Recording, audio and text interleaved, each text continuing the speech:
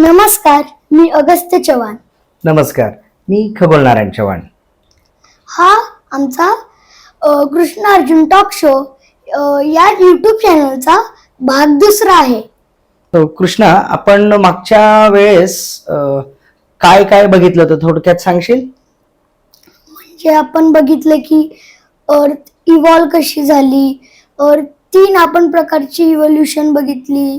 ती म्हणजे एक तीन physical प्रकारची evolution, physical, एक कॉग्निटिव्ह आणि एक निओलिथिक. ठीक आहे. निओलिथिक फिजिकल रिव्होल्युशन मुळे आपण जमिनीवर चालायला लागलो. कॉग्निटिव्ह रिव्होल्युशन मुळे आपण विचार करायला लागलो. त्यामुळे भाषेची निर्मिती झाली. त्यामुळे आपण समूहात राहायला लागलो. एकमेकांशी आपण कम्युनिकेट करत, जसं आता आपण एकमेकांशी बोलतोय ना, संवाद साधायला लागलो. त्यानंतर निओलिथिक रिव्होल्युशन म्हणजे कृषी क्रांती. कृषी क्रांतीमुळे काय झालं की सरप्लस म्हणजे जास्तीचं उत्पादन माणूस करू शकला, मानवजात, आणि त्यामुळे मग शहर बसवायला सुरुवात झाली. मग याच्या पुढे काय झालं, याच्या पुढे गरज काय, आता सगळेजण एकत्र आल्यानंतर काय गरज पडते. समजा आता तुमची शाळा आहे, तुमच्या शाळेमध्ये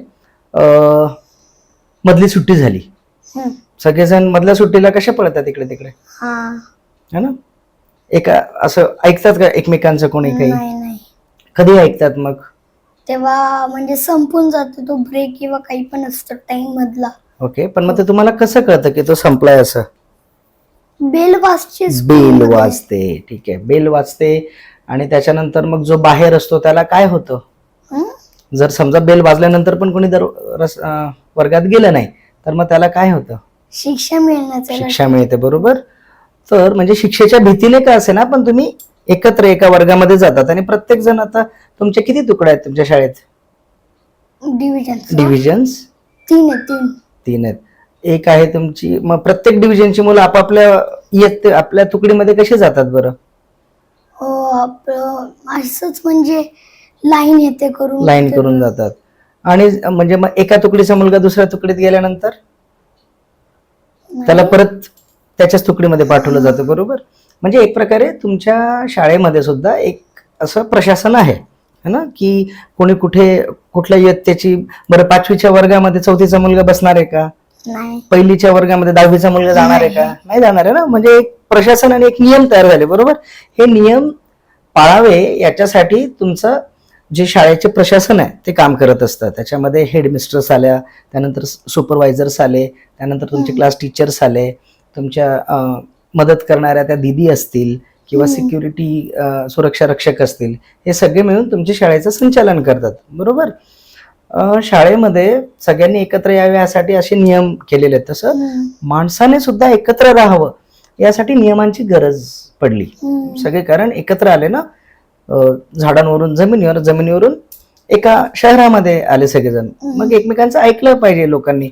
मग याच्यासाठी गरज निर्माण झाली की असं काहीतरी एक सूत्र स्थापन केले गेले पाहिजे की ज्याच्यामुळे सगळी लोक एका समान धाग्यामध्ये ओघली जातील, है ना, ग्रुपमध्ये. म्हणजे असं म्हणजे एक ग्रुप आहे, तो ग्रुप असं एक साथ राहायला पाहिजे. तुला माहिती का, तुझं मुलांचं बऱ्याच वेळा ना एकमेकांबरोबर भांडण होतं. तुझं आणि अर्जुनचं होतं ना कधी कधी भांडण. हे तू माझी पेन्सिल घेतली, हे तू माझी हे घेतली, है ना. अर्जुन कसा पळत होतो, दादाने माझा व्हिडिओ गेम घेतला, तू कसं म्हणतो नाही माझी टर्म होती.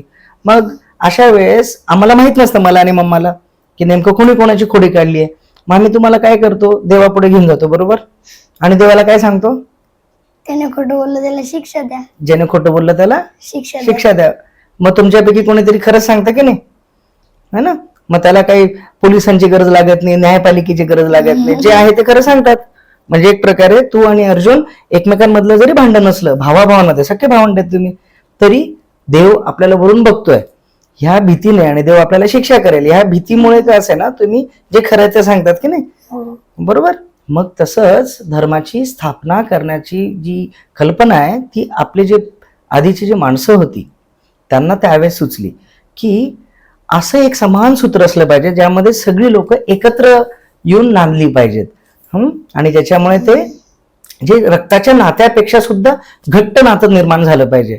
त्यामुळे रक्ताचं नातं म्हणजे तुझं आणि अर्जुनचं, तुम्ही सख्खे भावंड, बरोबर, याला म्हणतात रक्ताचं नातं, ना. एकाच आई वडिलांच्या पोटी जन्म घेतलेला आहे. बऱ्याच ठिकाणी असं होतं ना की एकाच आई वडिलांच्या पोटी जन्म घेतलेली 2 मुलं असतात, 3 मुलं असतात किंवा बहिणी असतात, मग भावाचं भावामध्ये भांडण होतं, बहिणीचं बहिणीबरोबर भांडण होतं, जमिनीवरून भांडण होतं, प्रॉपर्टीवरून भांडण होतं असं मोठ्या लोकांच्या जगामध्ये होतं. तुला अजून त्याची कल्पना नाही, पण करतात. भावंड एकमेकांशी भांडण सुद्धा करत असतात. पण मग अशी एखादी गोष्ट जर निर्माण केली ज्याने भावंड सुद्धा एकमेकांच्या बरोबर राहतील, मग निर्माण झाला धर्म. ठीक आहे, हो. की बाबा धर्मामुळे सगळेजण घाबरून का असं एकमेकांच्या बरोबर राहतील. बरं, धर्माची आता भाषा तू बघितली, भाषा निर्मिती किती अवघड गोष्ट होती, बरोबर. मग धर्माची निर्मिती पण किती अवघड असेल. नेमका कसा धर्म तयार झाला असेल याच्याविषयी काही काही लोकांचं असं म्हणणं. आता स्वामी विवेकानंदांचं नाव ऐकलंय का तू?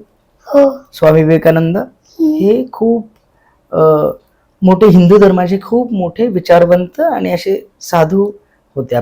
सो स्वामी विवेकानंदांनी काही विचार मांडले त्याविषयी. सो विवेकानंदांचं काय म्हणणं आहे माहिती का, त्यांनी ज्यावेळेस लंडनला भाषण दिलं होतं त्या भाषणात त्यांनी सांगितलं होतं की धर्माची निर्मिती का करावी याचं आपण आता बघितलंच, की सगळ्यांनी एकत्र राहावं, न भांडता राहावं, गुण्यागोविंदाने राहावं, यासाठी एक ईश्वर एक देव याची पूजा करणारा समाज निर्माण करण्याची गरज होती. पण मग धर्म निर्माण कसा करावा किंवा कसा झाला असावा यासाठी विवेकानंद म्हटले की इजिप्तमध्ये आणि चीनमध्ये आणि बॅबिलोनियामध्ये अशा काही संस्कृती होत्या ज्या ठिकाणी पूर्वजांची पूजा केली जायची. जी लोक मेली आहेत की नाही, जी आपल्याला सोडून देवाघरी गेली आहेत, त्या लोकांसाठी ती लोक त्यांचे वंशज काय करायचे, मग त्यांच्यासाठी घास भरव, त्यांच्यासाठी पूजा कर. एक प्रकारे याला पित्तर पूजा म्हटलं जातं, माफ करा, पित्तर पूजा म्हटलं जातं, सॉरी पुत्तर नाही, पितृपूजा. पुत्रांची पण पूजा केली जाते. आज कुठली अमावस्या आहे? आज फ्रेंडशिप डे ना.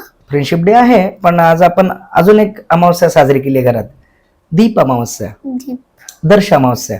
माझ कोणाचं पूजन केलं आम्ही? आमचं. तुझं आणि कृष्णाचं. कारण तुम्ही घरातले माझं आणि अर्जुनचं ना.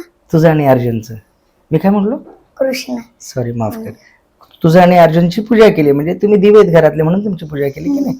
तसं मुलांची पण पूजा केली जाते आणि पितरांची पण पूजा केली जाते. जे पूर्वज आपल्याला सोडून गेलेत त्यांची पूजा इजिप्तमध्ये, चीनमध्ये आणि बॅबिलोनिया म्हणजे जुन्या काळात करतात का? म्हणजे आताही करतात, बऱ्याच ठिकाणी करतात. भारतात पण केली जाते ना पितृपूजा, है ना. आपण नाही का आजीबाबांचा तो फोटो ठेवून त्यांना घास भरवला जातो. आपल्या मायाजी नाना बाबा करतात बघ त्यांच्या आई पप्पांचं, माझ्या आजीबाबांचे. म्हणजे तो घास हा बरोबर, त्याला घास देणं म्हणतात. कोणत्या दिवशी टाकतात म्हणजे खरं ते? ती आगारी असते, ती अक्षय तृतीयेच्या दिवशी केलं जातं, है ना. आपल्या प्रत्येक ठिकाणी वेगवेगळ्या दिवशी ती केली जाते. सो सांगायचं तात्पर्य असं की त्यांनी मग असा विचार केला की हे जे आपले पूर्वज आहेत, हे पूर्वज आपण आपल्याला सोडून गेलेले नाही, ते आपल्या जवळपासच आहेत, मग त्यांची पूजा केली गेली पाहिजे आपण. मग ते पितृपूजेतून ते एक प्रकारे पितरांना पूजणारा धर्म तयार झाला. तुला माहिती का, पिरॅमिड्स इजिप्तमध्ये आहेत बघ, मोठे, वन ऑफ द 7 वंडर्स आहेत, मोठे पिरॅमिड्स आहेत अगदी, बरोबर. त्या पिरॅमिड काय बनवलेत बरं? त्याच्यात म्हणजे जागा नव्हती त्यांना ते बरी करायला, ते ममीज येते म्हणून त्यांनी ती जागा, पिरॅमिड त्याच्यासाठी जागा केली ना. बरोबर, त्यांना बरी करायला जागा होती भरपूर, पण त्यांचं इजिप्त मधल्या जे लोकांचं स्नो स्टॉर्म नाही, सॉरी, सँड स्टॉर्म येतो ना वाळवंटामध्ये, मग त्याच्यामध्ये त्याच्या डेड बॉडीज आहेत त्या खराब होऊ नये. कारण इजिप्त मधल्या लोकांना असं वाटायचं की जे आपलं शरीर आहे, या शरीराच्या मध्ये सुद्धा एक प्रतिशरीर काम करतं. जे आपलं हे शरीर, बाहेरचं शरीर जरी निष्क्रिय झालं तरी आतलं प्रतिशरीर काम करत असतं कुठेतरी. सो मग त्यांना असं वाटायचं, आता ती लोक त्यावेळेस त्यांचं तेवढी प्रगती झालेली नव्हती, अंधश्रद्धाळू होते. त्यामुळे त्यांना असं वाटायचं की हे जर शरीर आपण व्यवस्थित जतन करून ठेवलं तर आतलं जे प्रतिशरीर आहे ते सुद्धा जिवंत राहील. मग त्यांनी काय केलं कृष्णा, त्यांनी ना मम्मी बनवायला सुरुवात केली. मम्मी माहिती का तुला? मम्मी आपली मम्मी नाही, इजिप्तमध्ये पिरॅमिड मध्ये असं मम्मी. मग ते काय करायचे, ते जो माणूस मेलाय ना त्याच्या बॉडीला, शरीराला असं वेगळा लेप लावायचे त्याच्यावर, मग ते बांधायचे कापड वगैरे, आणि ते त्याचं शरीर जतन करावं म्हणून ते पिरॅमिड्स बांधले होते त्यांनी. म्हणजे त्यांच्या मनाला, त्यांना असं वाटत होतं की याचं शरीर जतन झालं पाहिजे. ती एक प्रकारची पूर्वजांची पूजा होती. तसंच बॅबिलोनियामध्ये पण, बॅबिलोनिया जो आहे ना, बॅबिलोनिया नावाचा देश कुठे तुला माहितीये का? सिरिया नाही, इराक माहिती तुला? इराकची राजधानी कुठली आहे? Iraq city, Baghdad. बगदाद, ठीक आहे. इराकची राजधानी बगदाद. बगदाद पासून एक 80-90 किलोमीटर वरती बॅबिलॉन नावाचा एक खंडर आहे. खंडर म्हणजे नामशेष झालेल्या वास्तू आहेत. त्याला युनेस्कोने 2009 साली ऐतिहासिक स्थळ म्हणून जाहीर केलंय. ती बॅबिलॉन जी आहे ना, ती राजधानी होती बॅबिलोनियाची. जुन्या काळात खूप मोठा देश होता कृष्णा, खूप मोठा. म्हणजे त्यावेळेस तिथं खूप छान संस्कृती उदयाला आली होती. इराकलाच पण बॅबिलोनिया बोलायचे का पहिले? नाही, इराकलाच बॅबिलोनिया नाही. बॅबिलोनिया एक वेगळा देश होता, पण तो नामशेष झाला त्याच्यानंतर. बरेच देश असे आहेत ना कृष्णा, की काळाच्या ओघामध्ये ते जगाच्या नकाशावरून गायब झालेत ना. त्याच्यापैकी एक बॅबिलोनिया.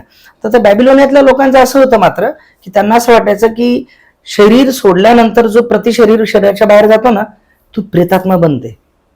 प्रेतात्मा म्हणजे त्याच्यामध्ये काही भाव नसतात, ते हिंस्र होतात आणि ते मग आपल्याच घरातल्या मुलांना, बाळांना, फॅमिली मेंबर्सला त्रास देतात, असं बॅबिलॉनचे लोक विचार करायचे. ती धारणा बॅबिलॉन मध्ये होती. त्यामुळे मध्ये त्यांची पूजा करायचे, त्यांना शांत राहावं म्हणून होम हवन जे काय असतील ते करायचे, है ना. असं बॅबिलॉन मध्ये होतं. अशा बऱ्याच ठिकाणी ही प्रथा होती. आता भारतात आता पितृपूजा केली जाते, पण तुला माहिती का आपला जो सगळ्यात जुना वेद आहे, सगळ्यात जुना ऋग्वेद सगळ्यात जुना जो दुसरा वेद आहे ना, तो सगळ्यात पहिला सगळ्यात जुना वेद ऋग्वेद. अच्छा ना. किती वेद आहेत? 4 वेद आहेत. ऋग्वेद, यजुर्वेद, अथर्ववेद, सामवेद. चतुर्वेद सामवेद, ठीक आहे. ऋग्वेद, अथर्ववेद, यजुर्वेद, सामवेद, ठीक आहे. सो त्याच्यामध्ये पण पितृपूजेचा कुठे उल्लेख नाहीये. एका वेदांमध्ये नाहीच लिहिले, नाही लिहिले पितृपूजा नाही. त्याच्यामध्ये त्यांनी नाही केलं का? म्हणजे ते नंतर मग ऍड झालं त्याच्यामध्ये, है ना. आधी त्याच्यामध्ये ऋग्वेद मध्ये जे सगळ्यात जुना वेद आहे त्याच्यामध्ये त्याचा कुठे उल्लेख नाहीये. प्रत्येक वेद जे 4 वेद आहेत, प्रत्येक वेदाचे 4 भाग आहेत अगस्त्य कृष्ण. एक आहे संहिता, दुसरं असतो ब्राह्मण्य, तिसरं असतो अरण्यक आणि चौथं असतं उपनिषद, ठीक आहे. सो संहिता मध्ये हे जे काही सगळं त्याचं वेदांमधले जे सार आहे ते एकत्र करून मांडलेले असतात. तर त्याच्यामध्ये कुठे काही ऋग्वेद संहिता जी आहे त्याच्यामध्ये पितृपूजेचा उल्लेख नाहीये, ठीक आहे. जे काय असेल म्हणजे मूर्तीपूजेवरून पितृपूजेवरून धर्माची सुरुवात झाली काही ठिकाणी. वैदिक धर्मामध्ये, सनातन वैदिक धर्म जो आहे आपला, त्या धर्मामध्ये मात्र धर्माची सुरुवात जरा वेगळ्या प्रकारे झाली. अशी संकल्पना आहे की जे आर्य होते आधीचे, आर्य म्हणजे तुला माहिती का? आर्य म्हणजे ज्यांना संस्कृत, आर्यभट्ट तर होतेच होते, पण आर्य लोक म्हणजे ज्यांना संस्कृत बोलता यायची किंवा जे सनातन वैदिक संस्कृतीचे जे साहित्य आहे त्यांच्यावर विश्वास ठेवायचे किंवा त्यांचं पठण करायचे, त्या लोकांना म्हणायचं आर्य लोक, ठीक आहे. आर्य लोक जे होते ना आधीच्या काळामध्ये, म्हणजे खऱ्या अर्थाने आपले पूर्वज. आपण बसलो इथे भारतामध्ये, भारतीय उपखंडामध्ये, आपल्या याला आर्यवर्त पण म्हटलं जायचं. आर्य लोकांचा प्रदेश म्हणून आर्यावर्त पण म्हटलं जायचं भारताला. सो आर्यावर्तातले जे आर्य लोक होते ना ते मात्र निसर्गाची पूजा करायचे. म्हणजे त्यांना आहे ना सकाळी जेव्हा पहाट होते, तू पहाटे कधी उठलाय का? कधी? खूप वेळा उठलाय. तुला कसं वाटतं पहाटे? एकदम थंड असतं वातावरण पूर्ण, आणि अजून म्हणजे कधी कधी म्हणजे समजा असं पूर्ण दिवस पण सनराइजच झालं नसतं कधी कधी, आणि कधी कधी रात्रच असते, जसं की विंटर मध्ये येते. बरोबर. पहाट वेगवेगळ्या ऋतूमध्ये वेगवेगळी असते. म्हणजे किती छान वाटतं ना. कधी कधी विंटर मध्ये सूर्य चाललेला नसतो, समर मध्ये खूप लवकर सूर्य येतो.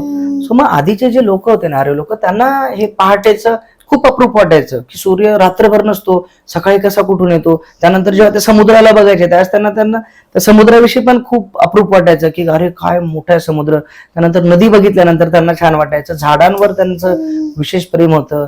पक्षी, प्राणी, निसर्गाचे डोंगर, या सगळ्या गोष्टींवर त्यांना खूप विलक्षण प्रेम वाटायचं. आणि त्यामुळे त्यांनी काय केलं, ह्या म्हणजे सूर्य, चंद्र, हे जे निसर्गाचे जे शक्तिस्थान आहेत त्यांची पूजा करायला सुरुवात केली. म्हणजे बघ ना, सूर्यदेव, चंद्रदेव, समुद्रदेव, वाऱ्याचा पवन देव, वरून पाऊस पडतो त्याचा वरुण देव, असे वेगवेगळे देव त्यांनी त्यावेळेस तयार केले असावेत.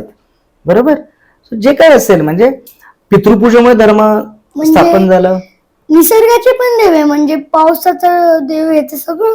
बरोबर. निसर्गाचा पण म्हणजे देव मानायचे त्यावेळेस, आणि देव हा. आहेत नाहीयेत ही चर्चा नाहीये. धर्म कसा सुरू झाला त्याच्यावर आपण बोलतोय, बरोबर आहे की नाही? की बाबा मग पितृपूजेतून झाला असेल किंवा निसर्ग पूजेतून झाला असेल, पण या दोघांमध्ये एक गोष्ट कॉमन आहे, तुला माहितीये का? की दोघीकडे जे लोक होते ना, म्हणजे मग इजिप्तचे असो, इराकचे असो, चायनाचे असो, बॅबिलॉनचे असो किंवा भारतामधले असो, आपले जे पूर्वज होते त्यांच्यामध्ये एक गोष्ट कॉमन होती, अगदी संयुक्त होती, म्हणजे दोघांमध्ये सारखी होती, की त्यांनी इंद्रियांच्या पलीकडे जाऊन विचार केला. इंद्रिय म्हणजे 5 इंद्रिय असतात अगस्त्य कृष्ण. 5 इंद्रिय. तू जेव्हा जेवण करतो, बरोबर, जेवणाचं जेव्हा ताट येतो तुझ्या समोर, तेव्हा त्या ताटाला तू जेव्हा बघतो त्यावेळेस तुझं डोळा काम करतो, हे एक इंद्रिय झालं. त्यानंतर तू जर त्याच्यातून एक स्मेल येत असतो सुंदर असा, बरोबर, मग तुला त्याचा वास येतो, हे नाक, हे दुसरं इंद्रिय झालं, बरोबर. ज्यावेळेस आई त्या भांड्यामध्ये ते सगळं सर्व करत असते तुला, तेव्हा तुला कानाला आवाज येतो बघ, ताटांचा, वाटल्यांचा, ताटल्यांचा, म्हणजे हे कान, हे तिसरी इंद्रिय झालं. तुला कळतं मम्मी आता ताट बनवते माझ्यासाठी. त्यानंतर तू ते हाताने स्पर्श करतो, त्याला टच करतो, ते गरम आहे की थंड आहे, हो की नाही? जर व्यवस्थित असेल खाण्याजोगं तर तू उचलतो. हे 4थं इंद्रिय झालं स्पर्श करण्याचं. आणि 5वं इंद्रिय म्हणजे तू खातो, त्याला जिभेत टाकतो ना, चघळतो आपण छान, मग तुला कळतं अरे गोड आहे, तिखट आहे, छान आहे. मग तू मम्मीला कसं म्हणतो, कडू आहे, मग तू मम्मीला कसं म्हणतो, मम्मी छान बनलंय की नाही, है ना? हे जे 5 इंद्रिय आहेत, या 5 इंद्रियांच्या पलीकडे जाऊन विचार केला आपल्या पूर्वजांनी. हे जे डोळ्याला दिसतंय, कानाला ऐकू येते किंवा नाकाने ज्याचा वास घेता येतोय, तोंडाने चव घेता येते, सिक्स सेन्स केला, म्हणजे सिक्स सेन्स, त्यांनी इंद्रियांच्या पलीकडे जायचा प्रयत्न केला. मग त्यांनी मग पूर्वजांमधली शक्ती आहे किंवा मेल्यानंतर माणूस कुठे जातो त्याचा विचार केला, किंवा निसर्गाला कोण चालवतंय, नेमकी कुठली शक्ती जी निसर्गाला, म्हणजे हवेला फुंकर मारणारा कोण, वरून पाऊस पाडणारा कोण, सूर्याला उगवणारा कोण, चंद्राला मावळणारा कोण, ही शक्ती शोधायचा प्रयत्न केला त्यांनी. मग ह्या दोघांमध्ये कॉमन गोष्ट अशी होती की दोघी ठिकाणच्या लोकांनी आपल्या इंद्रियांच्या पलीकडे जायचा विचार केला, बरोबर. मग त्यांच्या लक्षात असं आलं की झोपल्यानंतर आहे ना, माणूस एकदम गाढ अशा मन शांतीच्या स्टेजमध्ये जातो, है ना. झोपेमध्ये तुला स्वप्न पण पडतात की नाही बऱ्याच वेळा, पण मग स्वप्न कुठले पडतात, जे तू बघितलंय, है ना, ज्या गोष्टी तू बघितल्यात किंवा ज्या गोष्टींचा तू विचार केलाय, ज्या गोष्टी तू ऐकल्यात, त्याच गोष्टी तुला स्वप्नात दिसतात की नाही. स्वप्नामध्ये तू अशा गोष्टी कधी बघितल्यात का ज्याचा कधी तू ऐकलंच नाही, ज्याचा कधी विचारच केला नाहीये, बरोबर. मग एक स्टेज असते जागे राहण्याची, आता आपण जागेत, बरोबर. एक स्टेज असते झोपेची, झोपेमध्ये लोकांना स्वप्न पडतात, आणि त्याच्यावरची तिसरी एक स्टेज असते जी स्वप्नाच्या वर असते, जागेपणाच्या मध्ये. डे ड्रीम्स नाही म्हणतात त्याला म्हणतात समाधी. समाधीची अवस्था लागते. समाधीमध्ये ते झोपलेले नसतात, पण मेलेले पण नसतात, ते त्यांचं सबकॉन्शियस माइंड अशा लेवलला गेलेलं असतं की त्यांना जे इंद्रियातीत सत्य, इंद्रियातीत म्हणजे इंद्रियांच्या पलीकडे, हे जे 5 इंद्रिय सांगितले तुला, 5 इंद्रिय म्हणजे कुठली कुठली होती? डोळे, कान, नाक, तोंड म्हणजे जीभ, बरोबर, आणि एक स्पर्श म्हणजे त्वचा. ह्या इंद्रियातीत असे काही अनुभव होत. इंद्रियातीत म्हणजे इंद्रियांच्या पलीकडचे अनुभव त्यांना झाले. मग आपले जे वेद आहेत, यांना तुला माहिती का, यांच्यामध्ये जे मंत्र आहेत किंवा जे काही आहेत त्यांना ऋचा म्हटलं जातं, है ना. जे ऋषींनी त्या रचलेल्या आहेत त्या ऋचा. बरं, तर ऋषींनी रचल्या नाही आहेत, ऋषींनी त्या ऐकल्या आहेत. वेदांना श्रुती सुद्धा म्हटलं जातं. श्रुती म्हणजे श्रवण करणे, ऐकणे, है ना. ते ज्यावेळेस समाधीच्या अवस्थेत होते आपले ऋषीमुनी, त्यावेळेस त्यांना ठराविक असे आवाज ऐकू आले. वेदांना तुला माहिती अपौरुषेय पण म्हणतात. अपौरुषेय मराठीमध्ये किंवा संस्कृतमध्ये पुरुष म्हणजे कोण? माणूस, मेल, बरोबर. आणि पौरुषेय म्हणजे एका पुरुषाने केलेलं काम.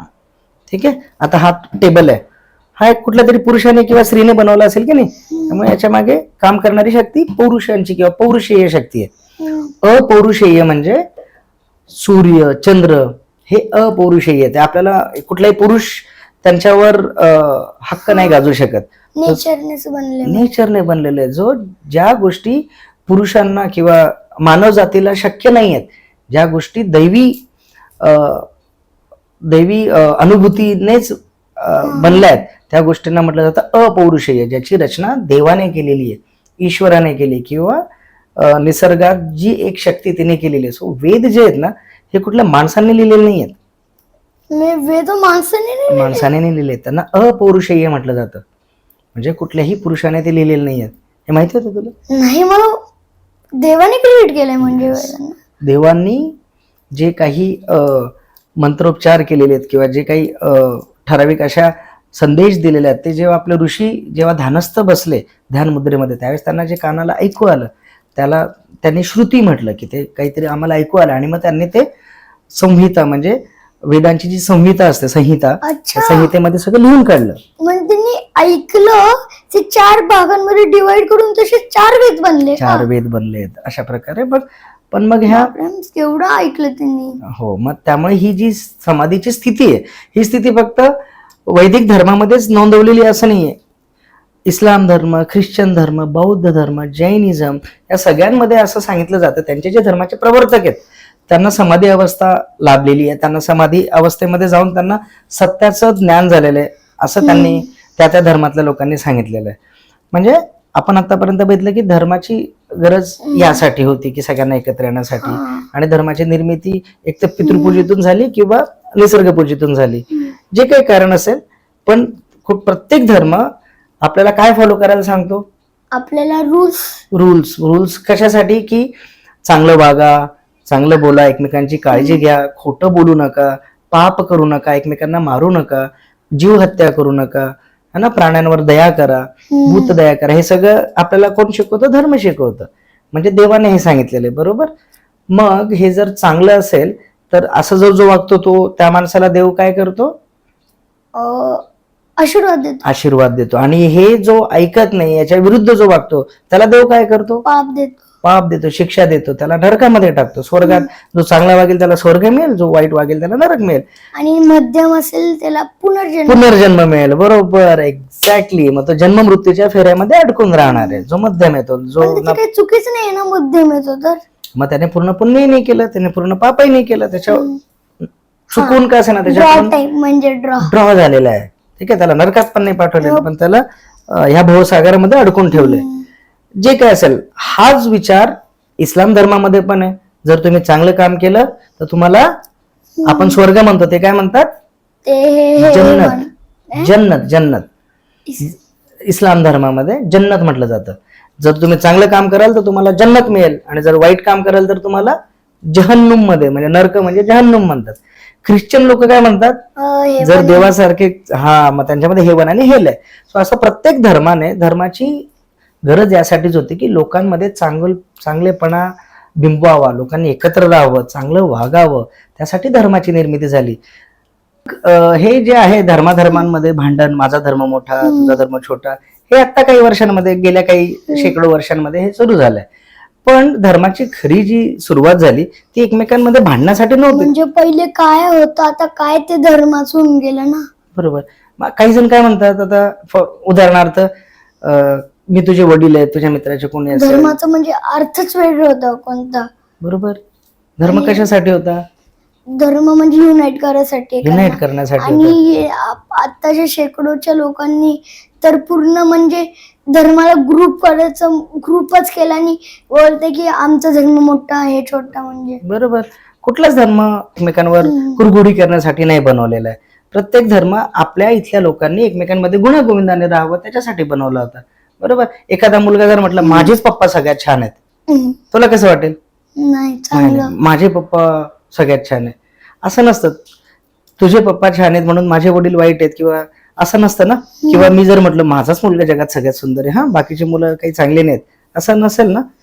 मला आणि मम्माला तू आवडतो, अर्जुन आवडतो, तसं जो दुसरे कोणी असेल त्यांना त्यांची मुलं आवडणार आहेत. इतकं सोपं आहे की नाही. मग धर्माचं पण असंच आहे. जो माझा धर्म आहे, वैदिक धर्म, सनातन वैदिक धर्म आपला आहे, तुम्हाला आवडणार आहे. पण याचा अर्थ असा नाही की मग मी दुसऱ्या धर्माविषयी वाईट विचार करावा, किंवा एखाद्याचा दुसरा धर्म आहे त्याने आपल्या धर्माविषयी वाईट विचार करावा, असं काही नाही. म्हणजे आपण बोललो, म्हणजे आपण विचार केले की आपला धर्म चांगला तर त्याला पाप नाही बोलला, आणि आपण विचार केले की आपला धर्म चांगला नाही, बाकीचे नाहीच चांगले, तर पाप असणार. तर पाप आहे. आपला धर्म चांगला आहे हे बोलण्यामध्ये पाप नाहीच आहे. ही चांगली गोष्ट आहे. प्रत्येकाने आपापल्या धर्माचं पालन करावं ही चांगली गोष्ट आहे. पण फक्त माझाच धर्म श्रेष्ठ आहे, तुझा धर्म एकदम वाईट आहे, याचा धर्म एकदम कनिष्ठ आहे, असं जर बोललं तर ते पाप आहे. हो, आज आपण याच्यावरतीच थांबूया, कारण रात्री उशीर पण झालाय, सकाळी कृष्णाचा स्कूल पण आहे कृष्णाची. सो पुन्हा भेटूया आपण पुढच्या भागामध्ये. धन्यवाद.